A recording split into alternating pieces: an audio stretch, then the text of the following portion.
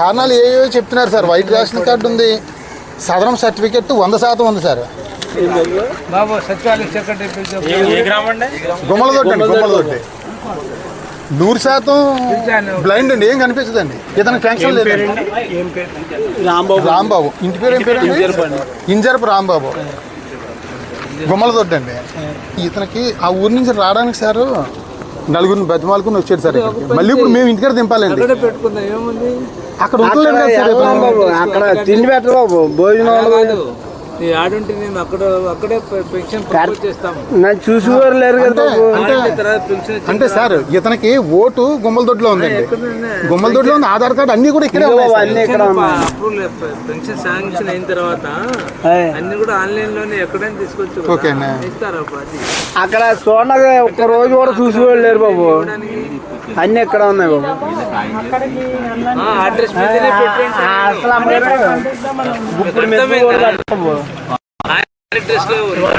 ఇప్పుడు మెతుకులు కూడా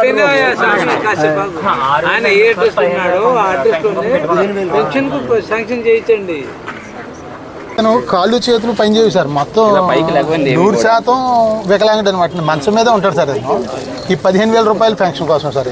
ఇతను అప్లికేషన్ ఇప్పుడు ఎంత ఇస్తున్నారు? 6,000 ఇస్తున్నారండి. ఎన్నిసార్లు తిరిగినా రాజమండ్రి అవును అంటున్నారు, మళ్ళీ అవ్వలేదు అంటున్నారు సార్. 90% తగ్గిస్తున్నారు.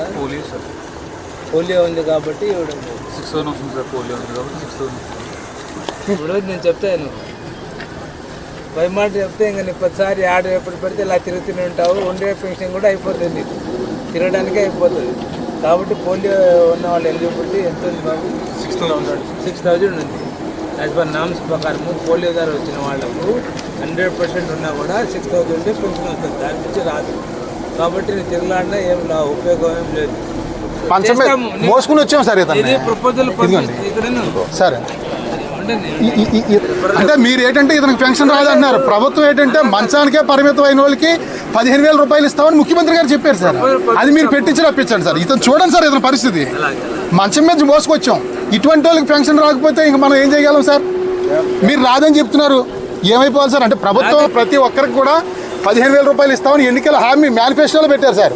ఇది వచ్చేలా చేసి పెట్టండి సార్. కోలా శివాజీ అండి. లోపం మీరు చూశారు కదా సార్.